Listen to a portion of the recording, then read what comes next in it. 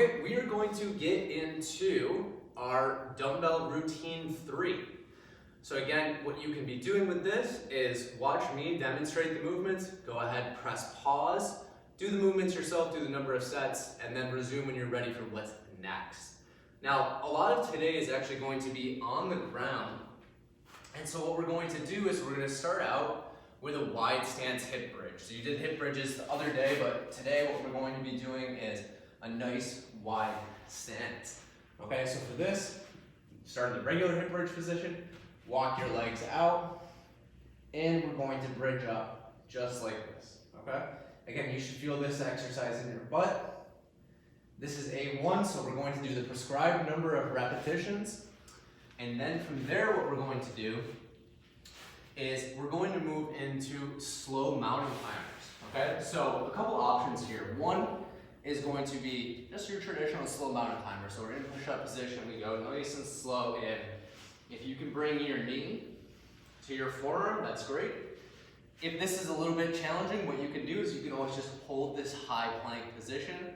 And another thing that you can do is drop down to your knees and hold that plank position. So of those 3 different variations, go ahead and pick whichever one you feel best suits you. So again, it's gonna be, we're gonna go that wide stance bridge, those slow mountain climbers, rest, and then repeat for the number of sets that you decided that you were going to end up doing. The next one that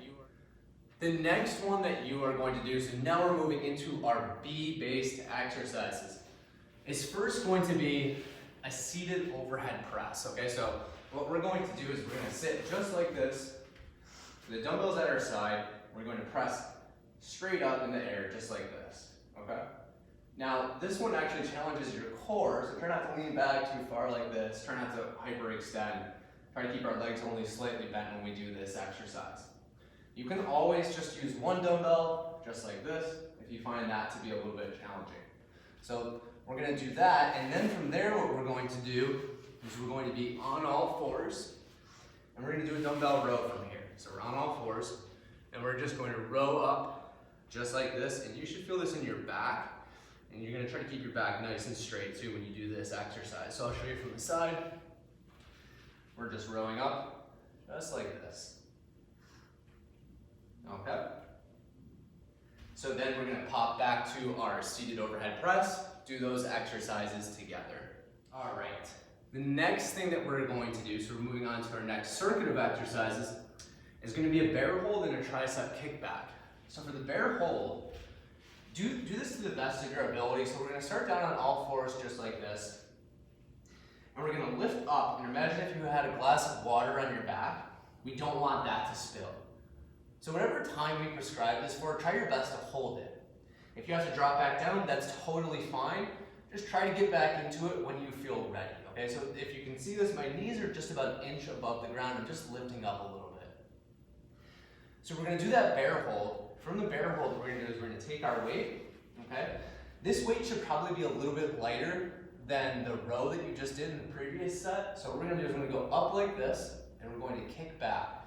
And this is a tricep exercise. We're gonna kick back, squeeze for a second, kick back, and squeeze for a second. So that's gonna be your tricep kickback. Again, we're pairing this hold, just like this. And then when you're done, go to the kickback. And after that, you can rest, and then repeat your next set of the bear hold and the tricep kickback. Okay, kickback.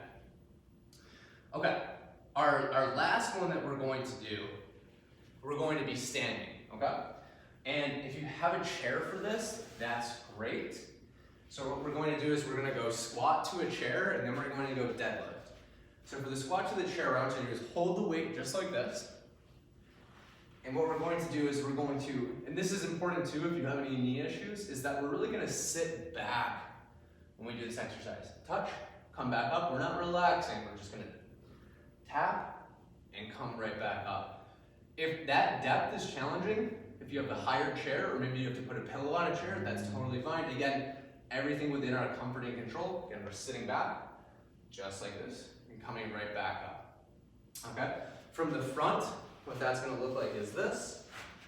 We're sitting back, we're pushing our knees out, coming right back up.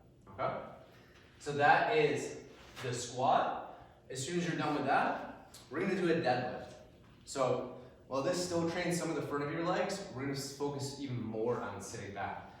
So your feet are not as far apart, they're about shoulder width apart. We're pushing our hips back, keeping our back nice and straight, and we'll feel that a little bit more in our hamstrings, okay? So if you have any kind of back issues, just be sure to use a lighter weight for this. This is a good movement to get down, but of course we can get it down with lighter weights. Again, we're pushing our hips back, keeping our back straight.